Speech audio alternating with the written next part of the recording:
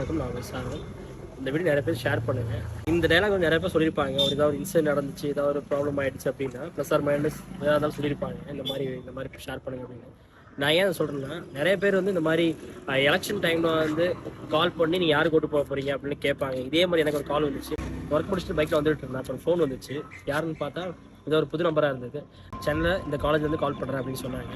யார் என்ன கேட்டுட்டு இருந்தேன். அதுக்கப்புறம் வந்து இல்லை சும்மா ஒரு சர்வே மாதிரி எடுக்கிறோம் அப்படின்னு சொன்னாங்க. இந்த மாதிரி எலெக்ஷன் டைமில் சர்வே மாதிரி எடுக்கிறோம்னாங்க.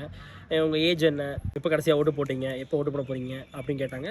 நான் அந்த மாதிரி எல்லாமே டீட்டெயிலாக சொல்லிட்டு இருந்தேன். அப்புறம் கடைசியாக கேட்டாங்க யாருக்கு ஓட்டு போட போகிறீங்க அப்படின்னு சொன்னாங்க.